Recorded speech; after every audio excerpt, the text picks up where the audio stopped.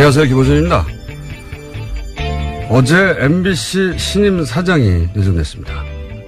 이명박 시절 부당해고를 당했던 최승호 PD입니다. 자유한국당은 노조를 등에 업은 최승호 사장 선임으로 공영방송 MBC가 노영 방송이 됐다고 비판했습니다. 자신들이 집권하던 시절 MBC 장악을 위해서 국정원을 동원해 블랙리스트를 어떻게 작성했고 그 블랙리스트가 어떻게 실제 실행됐는지 이미 밝혀진 마당인데도 그때 MBC가 공영방송이었다고 주장하는 뻔뻔하면 둘째치고라도 최승호 내정자가 노조를 등에 업었다는 비판은 과연 스스로 하는 말이 무슨 말인지 알고 하는 걸까 의심케 합니다. 최승호 내정자가 노조를 등에 업었는지는 저도 모르겠습니다만 자유한국당 주장대로 만약 등에 업었다면 그건 그야말로 경사 아닙니까? 조직 구성원들로부터 지지받는 사장, 이건 대단히 바람직한 사장 아닌가요? 노조라는 단어만 들어가면 사람들이 자동으로 싫어할 거라고 생각해서 해본 비판인가요? 구성원들로부터 지지받는 조직의 대표, 이건 아주 상당히 매우 좋은 겁니다. 이건 칭찬이에요. 바보들. 김원준 생각이었습니다.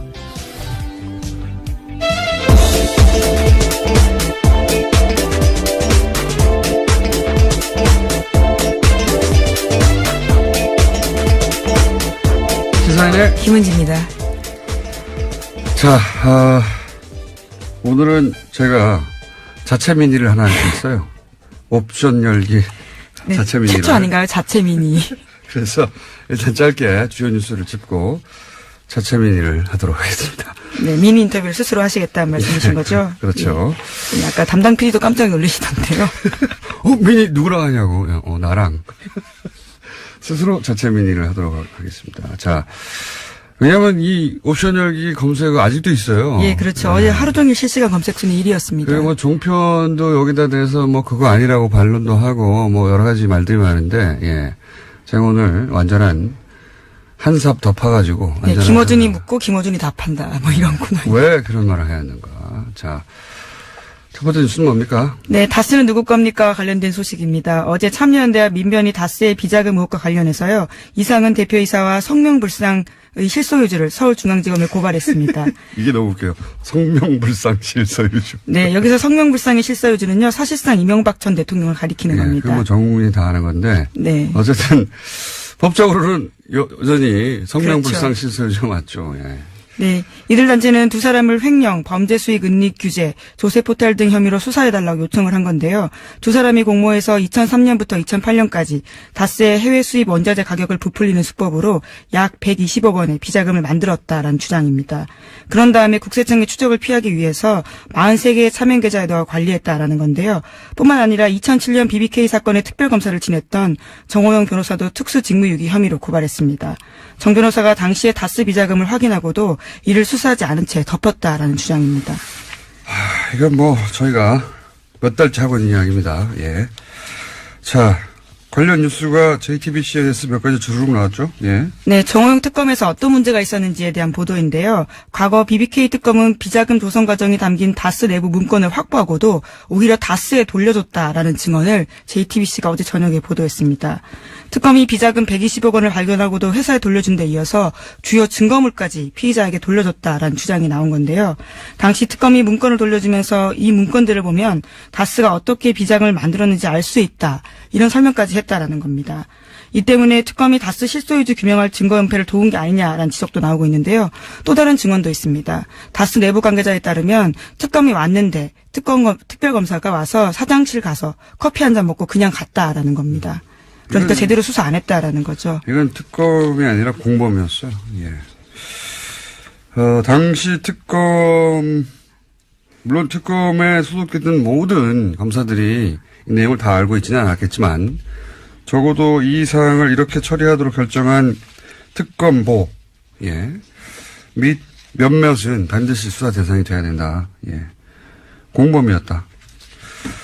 자, 그리고 또 JTBC가 관련 보도를 또 했죠. 예. 네, 다스 비자금과 관련된 의혹이 또 있다라는 건데요. 당시에 다스 경리팀 직원이 하청업체 직원에게 비자금 관리를 맡겼다라는 증언도 JTBC가 보도했습니다.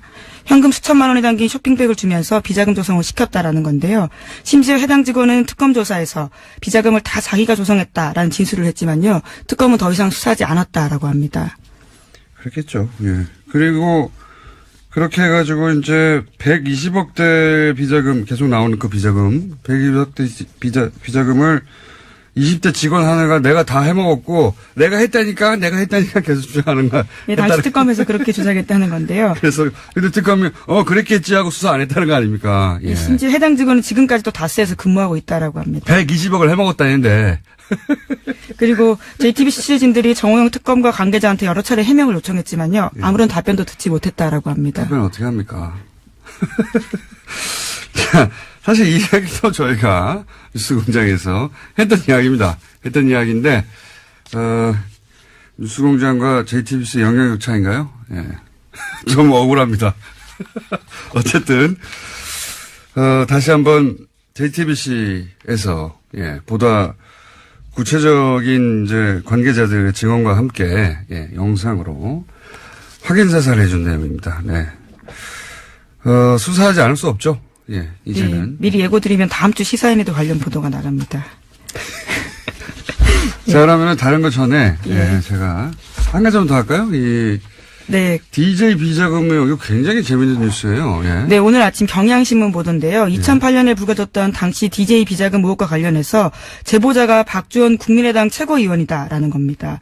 당시에 여야가 갈등을 불러왔던 의혹인데요. 당시에 주성영 한나라당 의원이 제기했습니다. 하지만 검찰은 수사 끝에 허위사실로 종결했는데요. 사정당국 관계자를 인용해서 보도하고 있는 이 보도를 보면요. 사정당국 관계자의 말에 따르면 박주원 최고위원이 대검정보기획관실 정보관으로 일하면서 얻은 정보라고 하면서 관련된 자료를 주성영 의원에게 줬다라는 겁니다. 이게 지금 박주원 의원은 국민의당 최고위원이에요, 현재. 이 관계가 굉장히 이상하지 않습니까? 국민의당 호남을 베이스로 하는 DJ 정신을 개선하겠다는 거기에 최고위원인 박주원 최고위원이 DJ 100억짜리 양도 CD 의혹을 제기한 숨어있던 장본이었다는 뉴스가 지금 10년 만에 드러난 거예요. 10년 만에. 이게 굉장히 이상하실 텐데 좀 박주원 의원의 개인 히스토리를 따라가 보면 이분은 한나라당 소속으로 안산시장을 지낸 분입니다. 네, 2006년에 당선됐었습니다. 네. 그러니까 이 의혹을 제기할 때는 한나라당 소속이었어요. 그러니까 이상하지 않죠? 그 이유가 좀 이상합니다. 그 이유가. 그 이후 국민의당 창당하면서 입당을 했어요. 예. 국민의당 창당하고 나서 입당을 했고 이게 좀 이상한 거죠. 본인이 DJ 비자금 의혹을 제기했던 숨어있던 장본인인데 DJ 정신을 계승한다고 하는 국민의당에 입당하는 것부터 좀 의심스럽다. 결과론이지만. 그리고 지금은 최고위원이 됐어요. 그리고 최고위원이 된 지금은 국민의당에서 대표적인 통합합니다. 지금 보수정당과 다시 통합해야 한다는. 이거는 소위 트로이 목마루 오해받기 딱 좋은 행보예요. 이건 본인이 직접 이 오해를 해명할 필요가 있다. 왜냐하면 지금은 최고위원이니까요. 근데 이게 지금 10년 만에 밝혀졌으니까요. 네, 물론 제보자가 관련된 이런 보도에 대해서는요, 박주원 최고위원이 해명을 한 게 있습니다. 경향신문 보도를 보면요, 자신은 이명박 전 대통령과 가깝지도 않고 공소시효가 지난 사건들에 대해서 말하는 건 적절하지 않다면서 이 사건으로 누구도 욕되게 하고 싶지 않다라면서 답변을 거부했다고 합니다. 본인이 욕되는 거죠, 지금. 누구도가 아니라 본인이 해명할 일이라고 봅니다. 굉장히 이상한 일이에요. 예, 그리고 그 행보에 대해서 왜 그러면 이렇게 DJ를 했던 사람이 DJ 정신을 계승한다는 정당에 굳이 입당해서 지금 현재 최고위원이 돼서 다시 보수정당과 합당하자고 하는지 설명해야 하는 사안이라고 보고요. 자, 이제. 갑자기 중간에 민의를 하시는 건가요? 예. 끝에 하는 게 아니라요? 아니요. 예, 자체 민의. 네. 잠깐이 아니라 좀 길게 해볼까 합니다. 왜냐면은 제가 어제 브리핑을 하다가 미투 해시태그 얘기하다가. 예, 그렇죠. 어제 타임의 올해 인물 설명을 하다가요. 나온 태그 이야기입니다. 얘기 나와서 제가 갑자기 발동을 해서, 이것저것 좀 뒤섞어서 설명을 했는데, 오늘은 좀 자세히 설명을 할까 하는데, 왜냐면 또 어제 정편에서, 이거 댓글 알바 아니다. 뭐 이런 물타기도 나왔어요. 제가 그분들에게 조언을 드리는데, 잘 모르시면서 참전하시면 안 됩니다. 선관위 뒤도수 사건 제가 잡아가지고 특검까지 간 겁니다, 이거. 댓글 알바 제가 처음 떠들기 시작한 거예요. 시발단 제가 찾아낸, 이 분야의 전문가는 접니다. 네.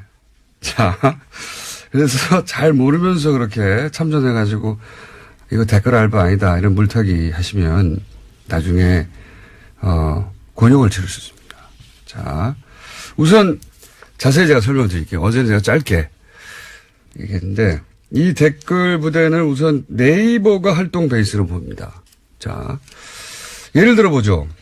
댓글 지정이 있다. 그러면 댓글도 다르고 퍼 나르고 막 유포해야 되잖아요. 뭐 이건 국정원 또는 뭐 사이버 사령부 댓글 수사에서도 나왔죠. 그렇게 한다고. 그런데 네이버 기사의 댓글 창에는 댓글 모음이라는 메뉴가 있어요. 그 상단에, 그 창 상단에. 근데 글 내용을 카피할 때 마우스로 이렇게 쭉 글만 긁는 게 아니라 윗부분에 이런 댓글 모음이라고 하는 메뉴가 있는 부분이 상당히 있을 거 아니에요. 그걸 쫙 긁으면 댓글 모음 메뉴 바로 뒤에 화살표 모의 꺽쇠가 하나 있습니다. 꺽쇠. 이 꺽쇠 부분까지 카피를 하고 그걸 붙여 쓰기를 하면 이 꺽쇠 부분에 옵션 열기라고 하는 숨어있는 텍스트가 있어요. 그게 복사가 되는 거예요. 이 꺽쇠에 옵션 열기라는 태그가 숨어있는 거죠. 예. 그 프로그래밍을 할 때 이 화살표 꺽쇠, 딴 데 있는 게 아니라 이 꺽쇠에 들어있는 거예요. 꺽쇠의 주석으로 달아놓은 겁니다. 이건 프로그램 하는 분들은 무슨 말인지 금방 알아두실 텐데, 그 꺽쇠에 그런 주석을 달아놨는데, 그 주석의 목적이 뭐냐? 네이버가 확인해 준 바에 의하면 이 대체 텍스트의 목적은 원래 시각장애인들이 보지를 못하잖아요, 화면을. 그러면 그 스크린 리더라는 게 있어요. 시각장애인들이 화면에 뭐가 있는지 읽어주는 거죠. 인터넷을 사용할 수 있게. 그 스크린 리더가 이 꺽쇠 부분을 읽을 때 요 해당 텍스트가 설명 문구로 나오는 겁니다. 목적은 그거예요. 그러니까 일반인들은 이걸 볼 필요가 없는 거죠. 그런데 복사해서 붙였을 때도 원래 나오지 않게 되어야 하는 건데 이게 특정 조건에서 나와요. 그러니까 미니 버그죠. 미니 버그예요, 사실은. 그래서 오류가 생겼다라는. 약간의 오류예요. 나오면 안 되는 건데 나온 거예요. 근데 뭐 대단한 건 아닌데 사실 이런 오류들은 간혹 있어요. 언제 나오느냐, 특정 조건이라는 게 자기가 댓글을 달고 자기가 자기 글을 복사해서 답글할 때 요 특정 조건에서만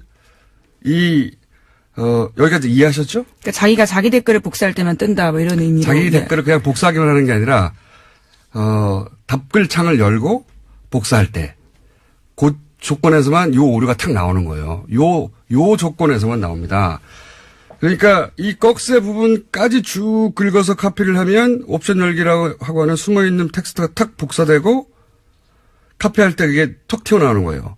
어쨌든 기술적인 부분 자세히 몰라도 되는데 그럴 때 나오는 오류인데 중요한 거는 자기가 댓글을 달고 자기 댓글을 복사하고 자기 댓글을 쭉 상단 부분까지. 예. 사실 생각해 보면 꼭 텍스트만 복사할 때 텍스트 복사도 되잖아요. 꼭 필요하면. 꼭 필요한 경우도 없지만. 근데 그 위에 부분까지 쫙 긁어야지 이게 나오는 겁니다. 그것도 그 꺽쇠 부분을 포함해야지. 여기서 이제 생각을 해봅시다. 자기가 댓글을 쓰고 자기 글을 아이디까지 쫙 긁어가지고 복사할 일이 과연 있는가. 댓글에 답글을 쓰면서 자기 댓글을 반복적으로 유포할 목적이 아니라면, 종편에서는 뭐 자기 글을 자기 아이디까지 복사하면 일어나는 일이라서 실수라는 식으로 물타기를 하는데 생각을 해보면 자기가 게시글에다가 댓글 하나 달았어요. 근데 그걸 댓글창을 열고 자기 아이디부터 쭉 긁는 경우가 언제 있습니까? 근데 그것도 반복적으로 여러 번 일어났다는 점에서 좀 이상한 건 사실입니다. 그것도 이 글들의 유형을 보면 위에 있는 문장과 상관없는 댓글을 또 달거든요. 그러니까 한 번 한 다음에 계속 갖다 붙이는 거예요, 이게. 실제로. 예를 들어서, 문슬람 죽어라, 뭐 이런 거. 여기서 문슬람은 문재인과 이슬람, IS 이후에 새로 생긴 조합이거든요. 이것도 그동안에 만들었다고 저는 추정하는데, 문재인 꺼져라, 뭐 조국은 뭐 닥쳐라. 이걸 왜 아이디부터 쭉 카피해요? 예. 이거는 실수가 아니에요. 그리고, 그걸 왜 다시 붙여넣죠? 그리고 아이디부터가 없어요. 복사해가지고 어디다 붙여놓죠? 그런 일들은 일반 유저한테 일어나지 않습니다. 그것도 한두 명도 아니에요. 그렇게 수많은 사람들, 제가 확인한 것도 1000명이 넘어요. 그리고 그게 실수라면 왜 오로지 정부 비판하는 사람들만 그런 실수를 반복적으로 수천 명이 하냐고요. 말이 안 되죠. 이건 댓글 부대예요. 그리고 자, 그러면 댓글 부대가 아이디부터 쭉 카피하는 경우는 어떤 경우일까? 지금 댓글 붙인다고 했잖아요. 그러니까 첫 번째로 어제 말씀드린 예죠. 컴퓨터에 익숙하지 않은 댓글 알바가 어제 얘기한 노는시원 같은 분들이 그냥 쭉 긁은 거예요. 왜냐하면 여러 군데다 붙여넣어야 되니까 아이디도까지 긁어버린 거죠. 그리고 나서 이제 지워야 되는데 말씀드렸잖아요. 요 옵션 열기는 다른 건 아이디 같은 거는 그 복사해서 붙여넣을 때 자기 아이디 거기다 집어넣고 다른 거는 지우는데 요 옵션 열기는 처음 보는 거거든요. 뭐지? 하고 남겨둔 겁니다. 첫 번째 가능성. 그래서 컴명이 한 실수한 거다. 이게 어제 말씀드렸고. 둘째, 이건 어제 시간이 없어서 제가 여기까지 설명 생략한 건데 자기가 쓴 댓글 이걸 썼다고 보고해야 될 거 아닙니까? 그래야 알바비를 받죠. 자기 아이디 그리고 언제 썼다를 보고를 해야 될 거 아닙니까? 몇 개. 그러니까 그걸 카피할 필요가 있는 거예요. 위에 부분을. 안 그러면 일반 유저들은 만약에 그런 경우도 상정하기 쉽지 않지만 자기 글을 계속 복사한다면 자기 글만 복사하면 돼요. 그렇잖아요? 예. 그런 경우 네, 여기도 역시 이렇게 한번 카피해 놓으면 컴퓨터에 메모리에 들어가 있거든요. 그거를 다시 붙여넣기 할 때 옵션 열기 뭐지? 내가 쓴 거 아닌데? 그냥 남겨둔 거예요. 다른 추정도 몇 가지 있는데 주연 추정은 이 두 가지고, 예? 여튼 이 옵션 열기라는 문구가 엉뚱하게 들어간 글들, 이 글들이 댓글이든 트윗이든 페이스북이든 있거든요. 이건 다 네이버 이 댓글창에서 처음 쓴 거를 계속 복제한 겁니다. 자, 그리고 생각해 보자고요. 스스로 SNS를 운영하는 사람이에요. 페이스북을. 자기가 그런 사람들은 옵션 열기 같은 말도 안 되는 문구는 그게 맨 앞에 붙어 있거든요. 맨 앞에 붙어 있으면 그걸 그대로 둘 리가 없어요. 자기 SNS니까 하루에도 몇 번씩 확인하는데 이거 뭘 말하느냐. 자기 SNS가 아닌 겁니다. 아무 애정 없이 여론 조작용 계정. 자기 할당 입문만 하고 그다음에 쳐다보지도 않는 거예요. 그래서 말도 안 되는 이런 문구가 붙었는 줄 모르는 거예요. 알바입니다. 알바. 자, 그런데 옵션 열기는 그렇게 네이버 댓글 답글창에서만 나오는 오류인데 제가 어제 프로그램으로 이런 지령을 받았을 거라고 추정했지 않습니까? 이거 구체적인 설명을 안 해가지고 뭐 제가 틀렸다고 함부로 덤비시면 안 돼요. 자, 옵션 열기 말고 이런 아이디들이 다른 문구들까지 카피해서 붙어 있는 경우도 있어요. 옵션 열기가 대표적인 거고, 예. 어제는 짧게 얘기하느라 대표적인 옵션 열기라는 문구 하나만 얘기했는데 다른 문구들도 붙어가지고 쓸데없이. 뭐 이를테면 어떤 건가요? 여러 가지 있어요. 뭐 레이어 같은 것도 있고 여러 가지가 있어요. 그러니까 자기가 쓴 글이 아닌 거예요. 분명히 카피한 겁니다. 어디서 카피한 건데 그 카피한 걸 안 지운 거가 있어요.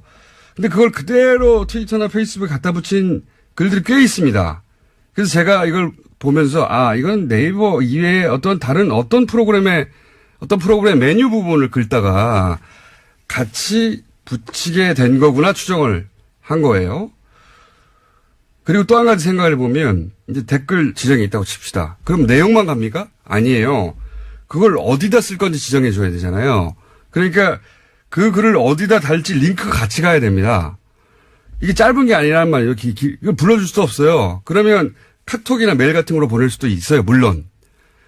근데 지난 수사 때 잡힌 게 다 그런 거예요. 수사 때 설린 게 메일 내에서 나오고 막. 그러니까 내용과 링크를 어떤 프로그램으로 이제는 보내는 게 아니겠는가 앞에 거 부분을 합쳐서 그렇게 추정을 한 겁니다. 물론 이런 별도 프로그램이 없을 수도 있어요. 원시적으로 할 수도 있어요. 여전히. 뭐 메일로 한다든가. 프로그램이 없을 가능성도 있는데 프로그램이 있을 거라는 추정한 것은 그런 근거에 해서 한 것이고. 근데 프로그램이 있냐 없냐는 본질이 아니에요. 그것도 제가 계속 추적해 보고 싶은데 중요한 건 이 옵션 열기 댓글 부대가 현재도 돌아가고 있다. 그런 정황이 명백하다. 그런데 옵션 열기라고 하는 실수 없이 유포된 건 얼마나 더 많겠는가. 예. 여기가 끝이 아닙니다. 너무 긴가요? 네. 왜냐면은 자꾸 이렇게 어설프게 덤벼가지고. 댓글 부대인 정황을 좀 더 얘기해 볼게요. 제가 어제 방송한 직후에 이건 제 머리 싸움에 당한 겁니다. 이거. 댓글 부대 운영하는 사람들이. 제가 방송을 하자마자 옵션 열기에 붙어 있는 수많은 댓글들이 신속하게 삭제됐어요. 자. 꽤 삭제됐다 그러더라고요. 제가 확인한 것만 해도 몇백 건이 넘어요. 뭐 몇천 건이 넘을 겁니다. 엄청나게 많아요. 원래 있던 거 거의 다 없었어요. 검색하면 안 나와요, 이제. 그런데 이게 단순 실수다. 그러면 그 단순 실수한 사람들이 하필이면 그 시간에 다 실시간으로 뉴스 공장을 듣다가 한꺼번에 다 같이 게시판에 가가지고 나의 실수를 다 지워야 돼. 다 없애버렸다? 이것도 말이 안 되는데 단순 실수인데 그걸 왜 지웁니까? 내 실수했구나 하고 알지. 더구나 여기가 제가 보기엔 이 한꺼번에 지운 거는 실수예요. 저의 머리 싸움에 당했다. 그럴 줄 알았어요. 그리고 댓글만 지운 게 아니에요. 나 이럴 줄 알았어. 아이디도 없애버렸어요. 아니 실수 좀 했다고 자기 아이디를 자기가 없앱니까? 네, 하지만 실시간 캡처본들이 요새 돌아다니고 있어서요. 그 내용들과 아이디가 남아있긴 합니다. 옵션 열기했던 아이디 확인해보세요. 이것도 실수예요. 이거 왜 다 지우냐고. 놀라서 지운 거예요. 방송하니까. 오히려 댓글과 아이디 삭제 안 했어야 합니다. 놀라서 삭제한 거지. 바보들. 그리고 또 있습니다. 한 2분만 더 할게요. 이 옵션을 열기. 예. 문구는 제가 어제 처음 본 게 아니에요. 최근이 아니고 몇 년 전부터 본 겁니다, 이건. 몇 년 전부터. 그리고 다 그거는 진보 진영만 당시 야당이죠. 야당만 공격하는 글이었어요. 아니면 안철수 대표 지지하거나, 안철수 대표 아마 야당 분열 때문에 그랬겠죠. 안철수 대표 지지하는 트위터나 이런 데 옵션 열기 많이 붙어 있었어요. 그때 당시에. 예를 들어서 그 안철수 대표가 민주당 탈당 기자회견 할 때 그 안철수 대표의 기자회견문을 리트윗한 글 이런데 옵션 열기 이런 거 맨 앞에 띡 붙어 있는 글들 많아요. 현명한 결단을 지지합니다. 뭐 이러면서 또 하나 더 이 옵션 열기 트윗 계정 중에는 개설일이 2012년 12월인 게 있어요. 그런 것들이 제법.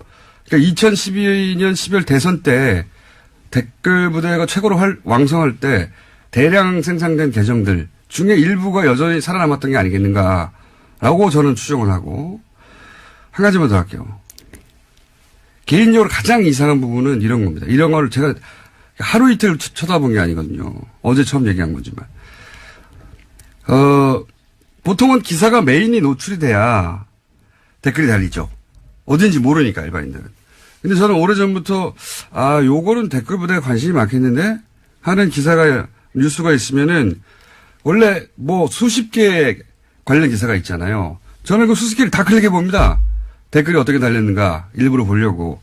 그런데 그러다 보면 아직 메인에 안 걸렸는데 옵션 열기가 간혹 붙어 있는 게 있어요.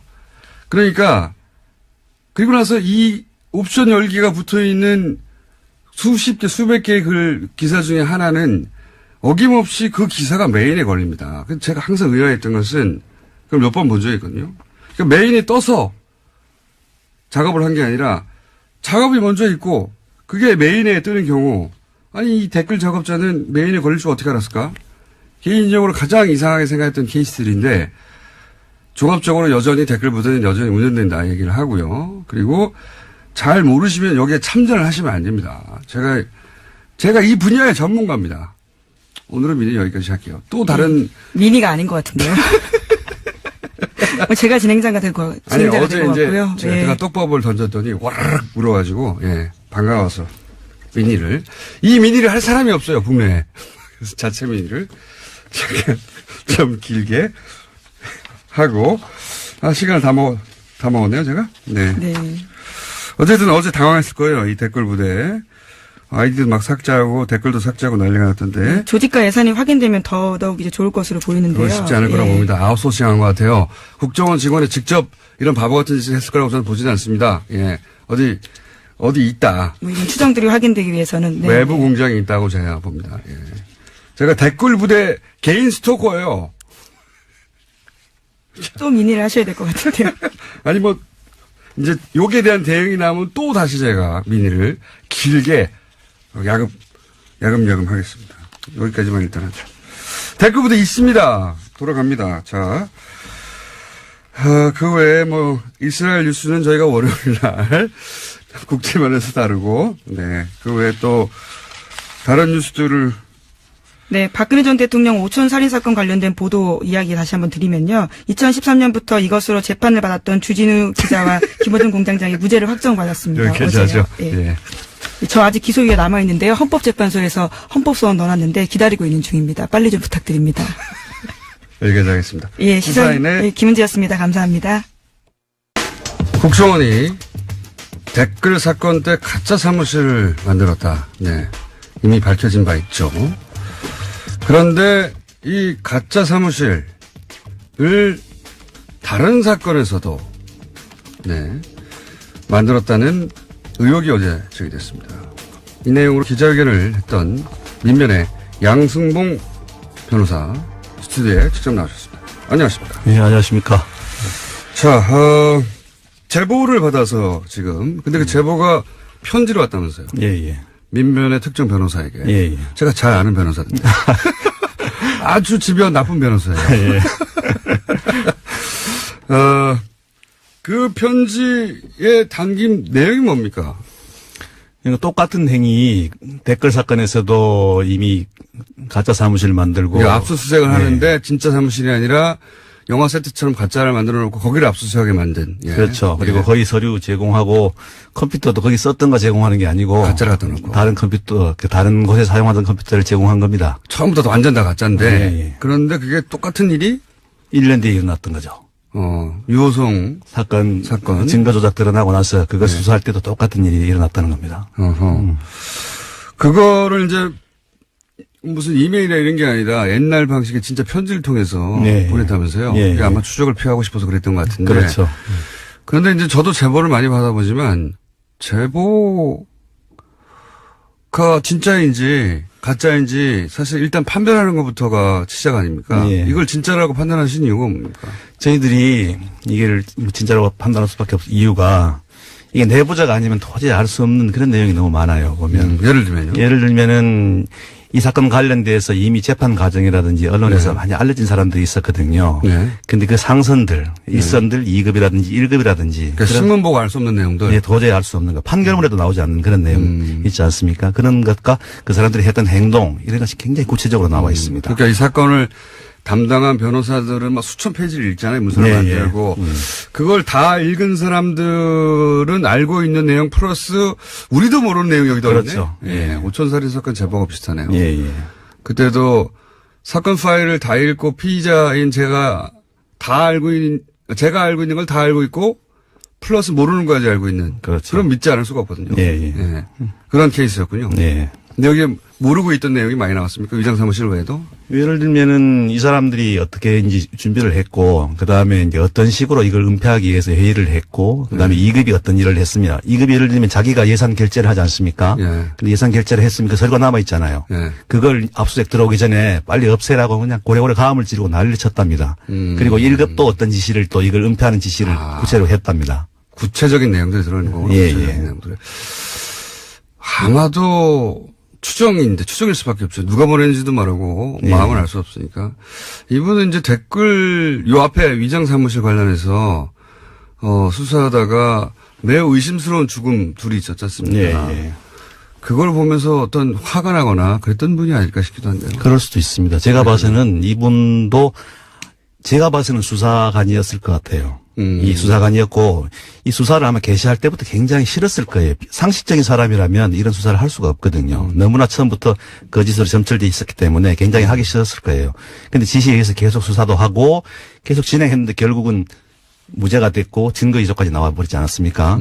그런데 막말로 덤태기는 수사관이라든지 밑에 하부 사람들이 다 지게 되고 위에 윗선들은 그대로 승진하고 지금도 그 자리에서 호가호위하고 있기 때문에 굉장히 분노를 많이 느꼈을 것 같아요. 수사를 했던 쪽이거나 아니면 국정원 내부에서 수사를 당했던 쪽이거나 어쨌든 이 수사 당시 내막과 굉장히 깊은 관련이 있는 사람이 아니면 모르는 내용들이라는 거죠. 예, 분명히 수사관이었을 것 같습니다. 제가 봐서. 개인적으로 추정하시기에. 예.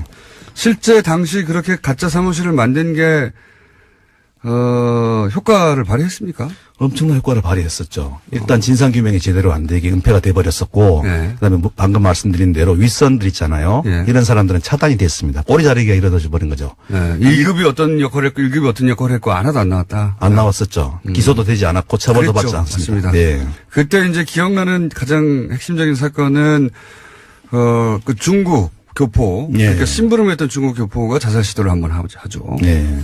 물론 살아났고요. 그리고 또 그 중국 교포한테 일을 시켰던 국정원의 블랙 요원 또 자살 시도를 합니다. 번개탄으로. 이분은 멀쩡히 살아나셨고, 그리고 단기 기억 상실에 걸리죠. 그렇죠. 그래서 단기적으로 그 부분만 기억나지 않는다고 하고 흐지부지 해버렸어요. 그랬던 사건인데 그러면서 가짜 사무실도 동원이 된 거군요. 네.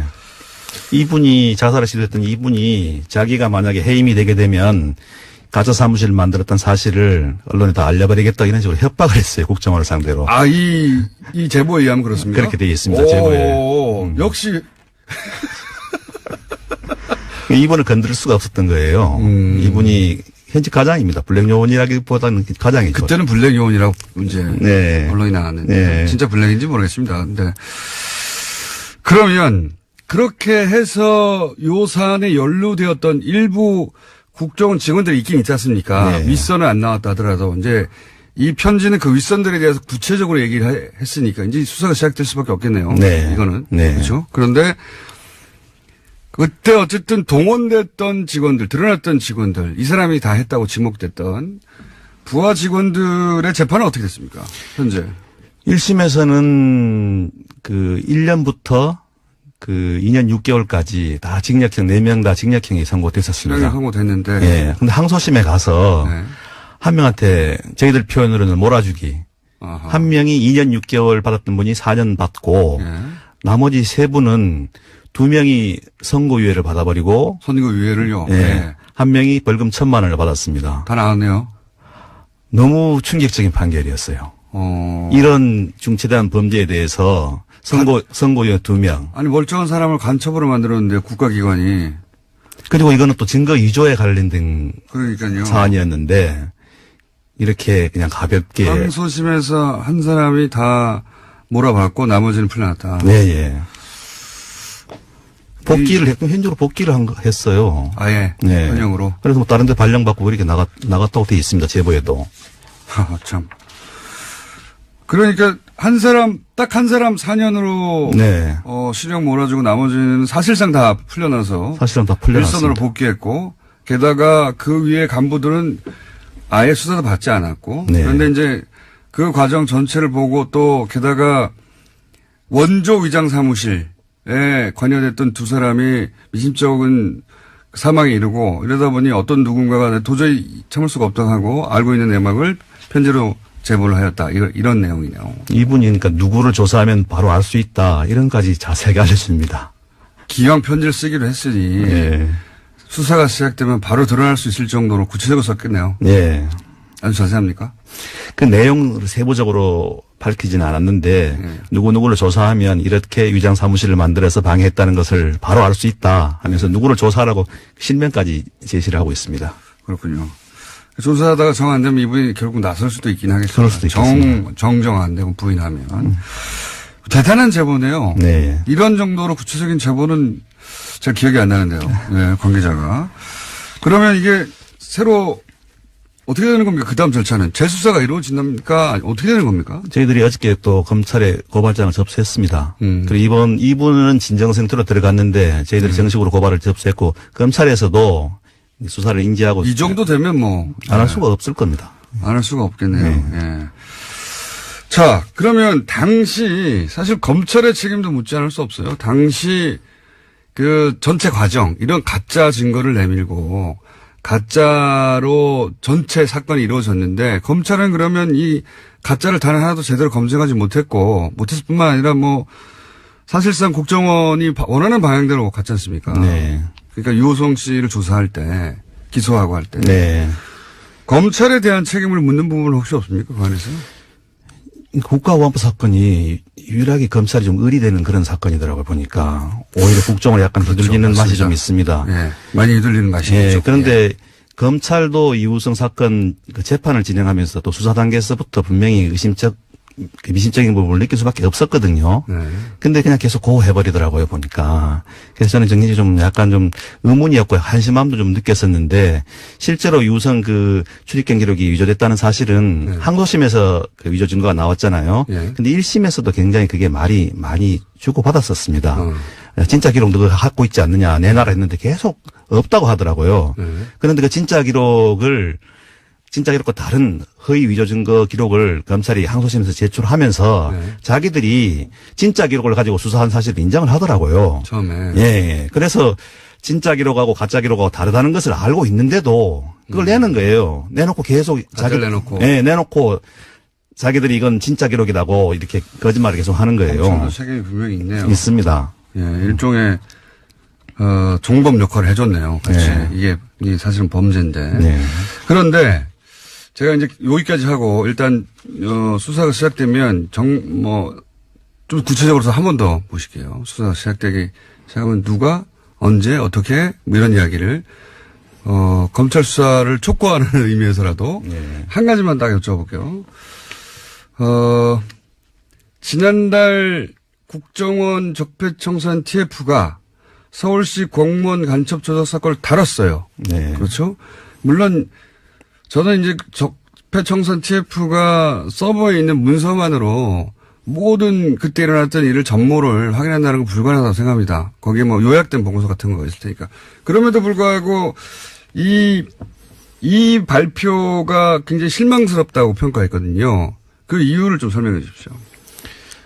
진상규명이 제대로 된 게 거의 하나도 없습니다. 조사 과정에서도 예를 들면은 가장 직접 당사자였던 유우성 씨나 그 여동생인 유가려 씨 이런 분들에 대한 면담도 없었습니다.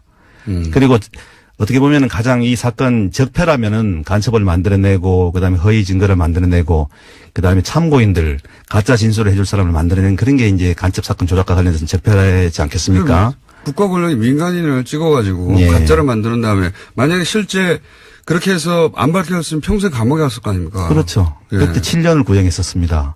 아마 선고됐으면 5년이나 4년, 5년 정도 선고됐을 건데 그냥 생으로 사는 겁니다, 거기서. 그리고 평생 그거 굴레를 지고 정상적인 삶을 살 수가 없게 돼요. 네. 그런 사건인데, 그러니까 이 국정원 적폐청산 TF가 제대로 그 일들을 조사하고 관계자들을 불러서 진상을 밝히지 않았다. 그런. 자기들도 밝히지 않았고 특히 국정원에서 주는 자료만 가지고 그걸 소극적으로 볼 수밖에 없었거든요. 그러니까 TF, 국정청산 TF가 너무 많은 사안을 다다 보니까 한계가 있었을 거예요. 아마 틀림없이. 네. 거기서 오는 이제, 시간이 4분이 더 주어졌습니다. 고맙네요. 저희 PD가 제가 민의를 너무 길게 하는 바람에 코너 하나를 없애버렸네요. 융통성 있는 PD. 그래서 어차피 4분 동안 새로운 코너를 시작할 수 없으니 아마 3부에서 하기로 한 것 같고요. 지금 한 가지가 아니라 두 가지 정도 더 여쭤보겠습니다. 지금 이제 충분히 밝혀지지 않았다고 말씀하셨잖아요. 네. 그러니까 국정원 적폐청산 TF가 서울시 공무원 간첩 조작 사건이 어떻게 조작되었는지를 충분히 밝혀주면 변호사 쪽의 주장이 아니라 여기서 사실은 일반 국민들이 전모를 알게 되는 건데, 자, 그럼 거기서 발표가 안 됐으니까 변호인들이 이 사건을 조작 사건이라고 부르고 이 사건이 어떻게 이루어졌는지를 이거 좀 설명해 주십시오. 이게 2013년 2월 달에 유성 씨가 기소가 되었어요. 네. 그 당시 서울시 공무원 간첩 사건이라서 굉장히 선정적으로 대대적으로 보도가 되었었거든요. 당시 이제 박원순 서울시장에게 정치적 타격을 주고, 예, 혹시 대선 후보급으로 클까봐 이렇게 여러 가지 목적이 있으면 그것도 중요한 목적 중에 하나였다고 저는 봅니다. 예. 그때 유일한 증거가 여동생 진술이었습니다. 여동생. 그 당시 이제 여동생도 합동신문센터에 있었고 유성 씨는 구속돼 있었거든요. 근데 사건 수임한 지 불과 며칠이 안 돼서 저희들이 자료를 수집했는데 그때 나온 그 물적 증거하고 사람들을 만나봤어요. 네. 근데 그 물적 증거하고 사람들 진술을 몇 마디만 들어보니까 유가려의 그 진술이 다 거짓이라는 것이 바로 드러나더라고요. 네. 그래서 저희들은 솔직히 말씀드리면 한 달도 안 돼서 예. 이건 정말 조작됐구나. 참 이게 황당하구나. 근데 이걸 알았습니다. 조작 사건은요. 예. 도와주는 언론이 없어요. 전혀 안 도와주고. 왜냐하면은 진짜 간첩이면 어떻게 이상한 점은 많이 있지만 예. 진짜 간첩이면 어떻게 하는 그런 공포가 있거든요. 그래서 안 도와줘요. 저는 도왔던 것 같은데. 제가 이제 바로 며칠 만에 알았던 게 뭐냐면 그 당시 이제 유성의 북한에 있는 회령 집을 근거지로 해서 공작이 일어난 것처럼 돼 있는데 바로 탈북자 한 분을 만났는데 그 집을 유성 씨 가족이 팔고 예. 이사를 나갔다는 중국 쪽 이사를 나갔다는 그 말을 들었어요. 공작은 북한에 있는 회령 집에서 이루어졌다는데 그 집은 없어. 이미 없는 집이에요. 얼마나 그게 황당합니까 바로. 예. 그리고 나중에 밝혀진 바로는 뭐 사진에 남아있던 태그들, 예, 메타 정보들을 보면은 거기가 아니잖아요. 네, 아닙니다. 예, 위치도 들리고 막, 예. 그런 조작들도 했는데 그리고 또 더 나아가서 이 개인적으로도 확신하게 된 정황들이 있을 거 아닙니까? 초기에 제가 그 컴퓨터를 보는데 한 6, 7만 장 되는 사진을 정말 눈이 빠지게 봤었거든요. 네. 거기 보니까 그게 이제 중국에서 찍은 사진이 나왔는데 예를 들면 10장의 사진이 있으면 중국에서 찍은 사진도 섞여 있고 그다음에 옛날에 어릴 때 북한에서 찍었던 앨범에 있는 사진 있잖아요. 그것도 유성 씨가 찍어서 왔거든요. 그러니까 한 파일에 섞여 있어요. 중국에서 찍은 사진하고 북한에서 찍어 있는 사진이. 근데 그걸 중국에서 찍은 사진을 싹 빼버리고 옛날 어릴 때 찍은 사진을 북한에서 찍어왔다고 그렇게 내놨더라고요. 그러니까 한 파일에 있는 사진을 그렇게 선별적으로 내놨더라고요. 그걸 보면서 좀 경악을 했습니다. 야, 이거 이런 식으로 할 수 있나. 근데 결국 결정적으로 밝혀진 건 이제 중국 정부가 나서가지고 이거 가짜라고 말해줘서 사실은 확정된 거 아닙니까? 그게 이제 공신력을 얻은 건데 저희들은 이미 확신을 하고 있었죠. 근데 언론은 그 전까지는 중국 정부가 그렇게 확인해 주기 전까지는 언론은 달라붙어서 이게 가짜라고 확신해서 말해주지 않았어요. 그렇죠. 예. 그거 어떻게 얻어낼 수 있어요? 중국 정부 얻어낼 수 있었습니까? 그냥 법원을 통해서 정식으로 공문을 보낸 겁니다. 근데 여태까지는 그럴 경우 중국에서 확인해 준 적이 없다면서요. 없는데 이거는 중국의 공문서잖아요. 그래서 약간 중국의 자존심을 좀 걷는 것 같아요. 예를 들면 사적 문서에 대해서 위변조가 일어나면 그냥 개인끼리 해결해라 이런 식이었을 건데. 여태까지 그래서 그 중국 정부가 그렇게 답을 준 적이 없었다고 하던데. 검찰이 맞대응을 했거든요. 저희들이 사실조회 하니까 검찰도 사실조회를 하더라고요. 안 오는 거 아니까. 이때까지 안 왔으니까. 국정원도 중국 정부가 그런 답신을 한 적이 없으니까 자신 있게 이걸 한 건데. 근데 하필이면 중국 공식 문서를 건드리는 바람에 중국 정부가 답을 했다. 네. 그렇게 보시는 거군요. 네, 그렇게 보고 있습니다. 저는 유호승 씨가 화교인 점도 잘못했다고 봅니다. 플러스. 하필 또 화교였어요. 네. 하필 화교였고, 하필 중국 공식 문서를 건드리는데 두 개가 합쳐져서 우리나라 국가기관이 사실조회하니까 화가 났나 봐요. 네.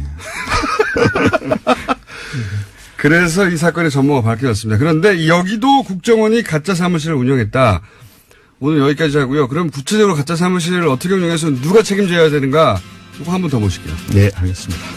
수사를 제대로 안 하면. 네. 지금까지 민변의 양승봉 변호사였습니다. 감사합니다. 감사합니다.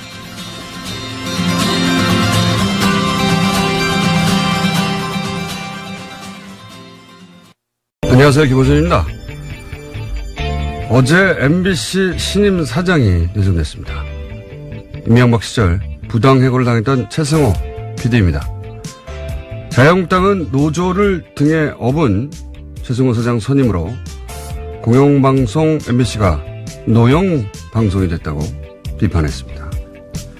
자신들이 집권하던 시절 MBC 장악을 위해서 국정원을 동원해 블랙리스트를 어떻게 작성했고 그 블랙리스트가 어떻게 실제 실행됐는지 이미 밝혀진 마당인데도 그때 MBC가 공영방송이었다고 주장하는 뻔뻔함은 둘째치고라도 최승우 내정자가 노조를 등에 업었다는 비판은 과연 스스로 하는 말이 무슨 말인지 알고 하는 걸까 의심케 합니다. 최승우 내정자가 노조를 등에 업었는지는 저도 모르겠습니다만 자유한국당 주장대로 만약 등에 업었다면 그건 그야말로 경사 아닙니까? 조직 구성원들로부터 지지받는 사장, 이건 대단히 바람직한 사장 아닌가요? 노조라는 단어만 들어가면 사람들이 자동으로 싫어할 거라고 생각해서 해본 비판인가요? 구성원들로부터 지지받는 조직의 대표, 이건 아주 상당히 매우 좋은 겁니다. 이건 칭찬이에요. 바보들. 김원준 생각이었습니다.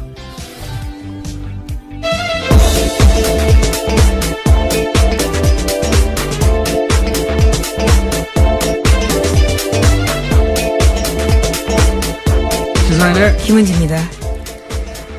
자, 오늘은 제가 자체 미니를 하나 할 수 있어요. 옵션 열기 네, 자체 미니. 최초 아닌가요? 자체 미니. 그래서 일단 짧게 주요 뉴스를 짚고 자체 미니를 하도록 하겠습니다. 네, 미니 인터뷰를 스스로 하시겠다는 말씀이신 거죠? 그렇죠. 네. 아까 담당 PD도 깜짝 놀라시던데요.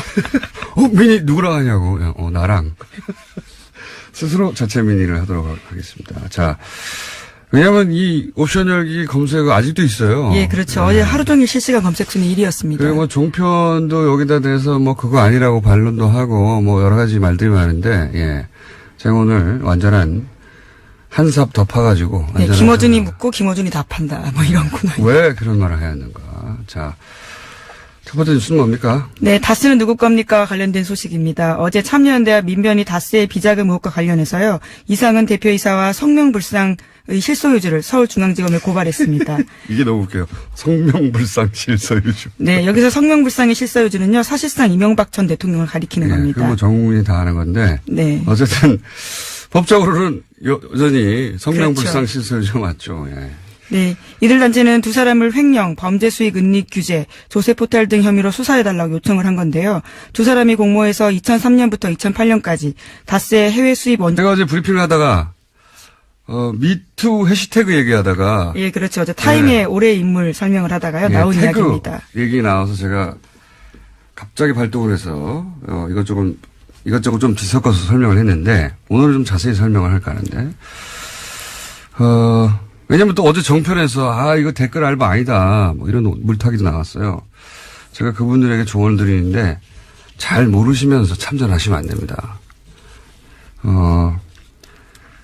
선관위 뒤도 사건 제가 잡아가지고 특검까지 간 겁니다. 이거 댓글 알바 제가 처음 떠들기 시작한 거예요. 시발단 제가 찾아내고 이 분야의 전문가는 접니다. 네. 자, 그래서 잘 모르면서 그렇게 참전해가지고 이거 댓글 알바 아니다 이런 물타기 하시면 나중에 곤욕을 치를 수 있습니다. 자, 우선 자세히 제가 설명드릴게요. 어제는 제가 짧게 얘기했는데 이 댓글 부대는 우선 네이버가 활동 베이스로 봅니다. 자, 예를 들어 보죠.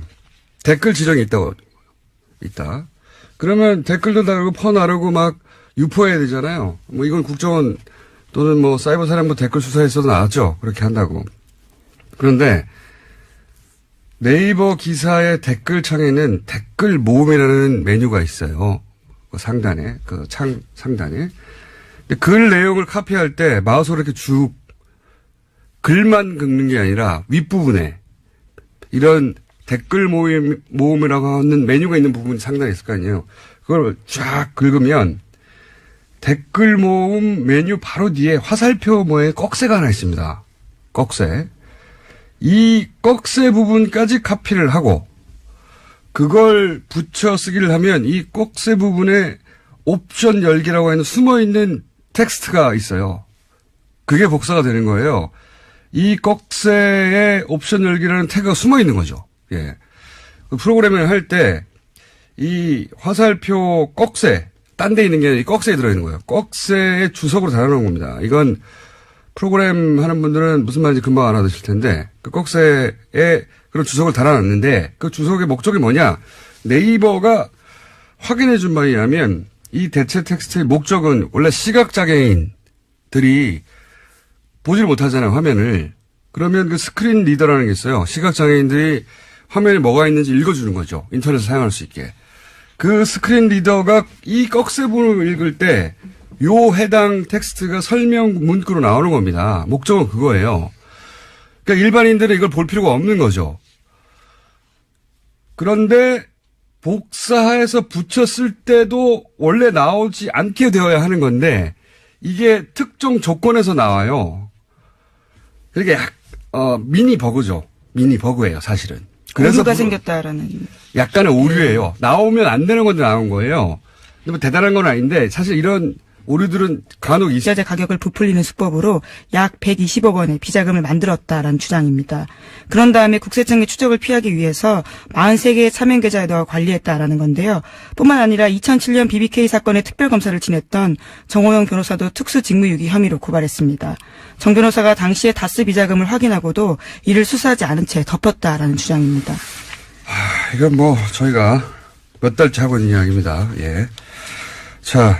관련 뉴스가 JTBC에 대해서 몇 가지 주르륵 나왔죠? 예. 네, 정호영 특검에서 어떤 문제가 있었는지에 대한 보도인데요. 과거 BBK 특검은 비자금 조성 과정이 담긴 다스 내부 문건을 확보하고도 오히려 다스에 돌려줬다라는 증언을 JTBC가 어제 저녁에 보도했습니다.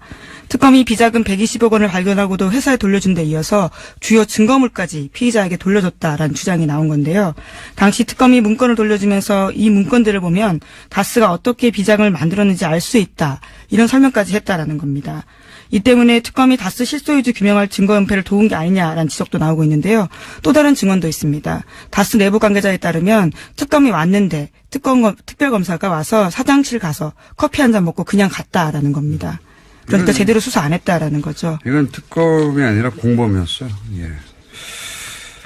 당시 특검, 물론 특검에 소속됐던 모든 검사들이 이 내용을 다 알고 있지는 않았겠지만 적어도 이 사항을 이렇게 처리하도록 결정한 특검보, 예. 및 몇몇은 반드시 수사 대상이 돼야 된다. 예. 공범이었다.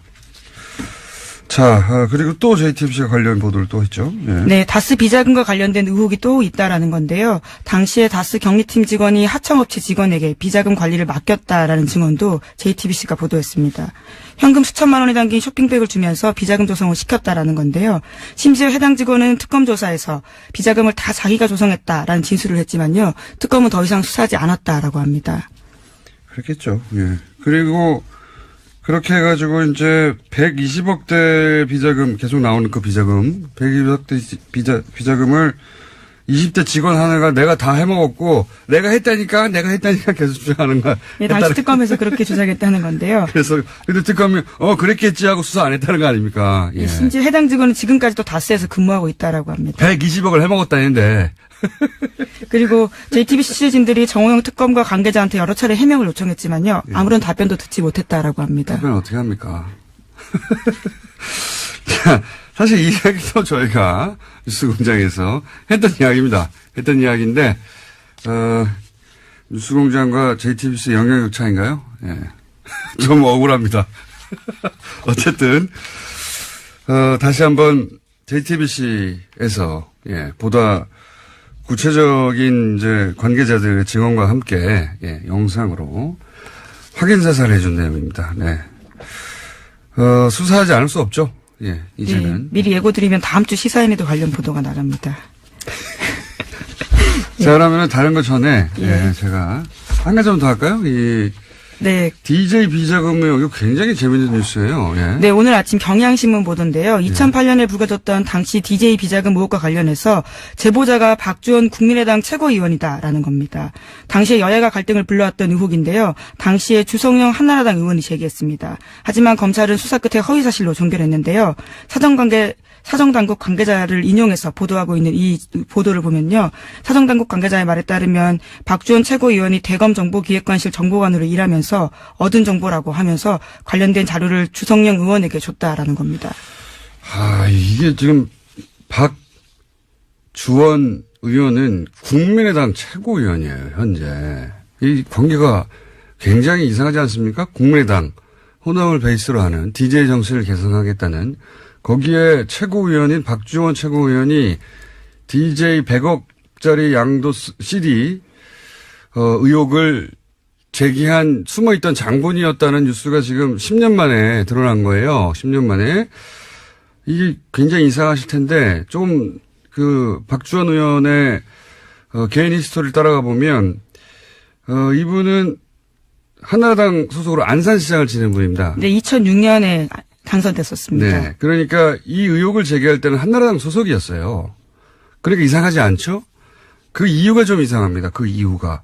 그 이후 국민의당 창당하면서 입당을 했어요. 예, 국민의당 창당하고 나서 입당을 했고 이게 좀 이상한 거죠. 본인이 DJ 비자금 의혹을 제기했던 숨어있던 장본인인데 DJ 정신을 개선한다고 하는 국민의당에 입당하는 것부터 좀 의심스럽다.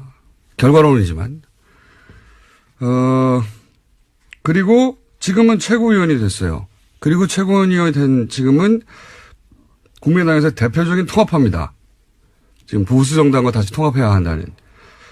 이거는 소위 트로이 목마로 오해받기 딱 좋은 행보예요. 이건 본인이 직접 이 오해를 해명할 필요가 있다. 왜냐하면 지금은 최고위원이니까요.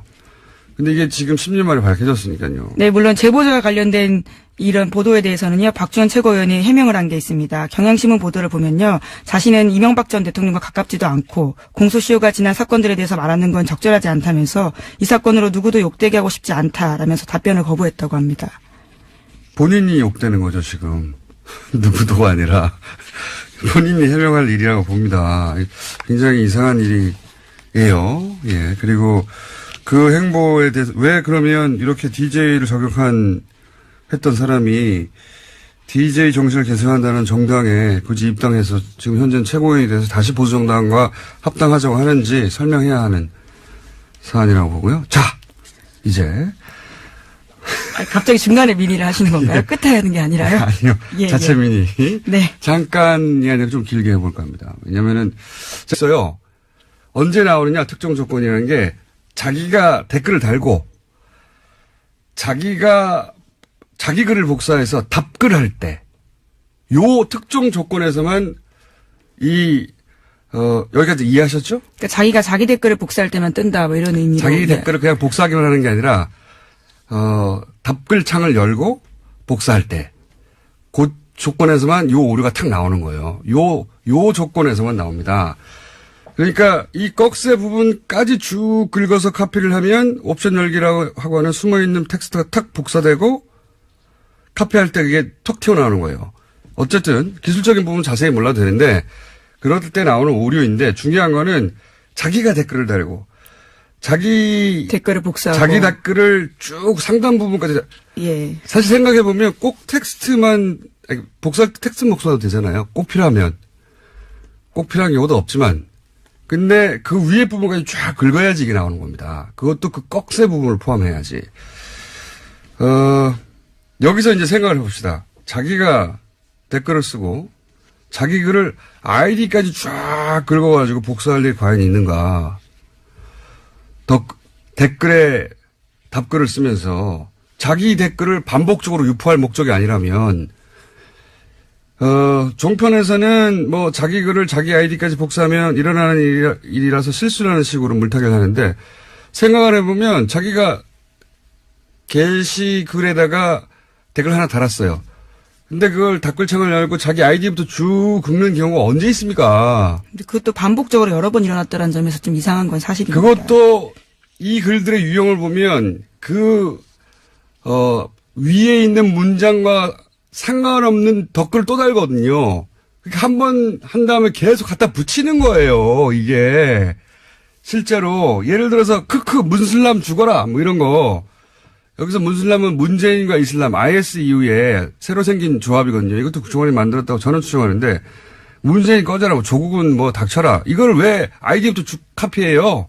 예, 이거는 실수가 아니에요. 그리고 그걸 왜 다시 붙여넣죠? 그리고 아이디부터 복사해가지고 어디다 붙여넣죠? 그런 일들은 일반 유저한테 일어나지 않습니다. 그것도 한두 명도 아니에요. 그렇게 수많은 사람들, 제가 확인한 것도 1000명이 넘어요. 그리고 그게 실수라면 왜 오로지 정부 비판하는 사람들만 그런 실수를 반복적으로 수천 명이 하냐고요. 말이 안 되죠. 이건 댓글 부대예요. 그리고 자, 그러면 댓글 부대가 아이디부터 쭉 카피하는 경우는 어떤 경우일까? 지금 댓글을 붙인다고 했잖아요. 그러니까 첫 번째로 어제 말씀드린 예죠. 컴퓨터에 익숙하지 않은 댓글 알바가 어제 얘기한 노는시원 같은 분들이 그냥 쭉 긁은 거예요. 왜냐하면 여러 군데다 붙여넣어야 되니까 아이디도 같이 긁어버린 거죠. 그리고 나서 이제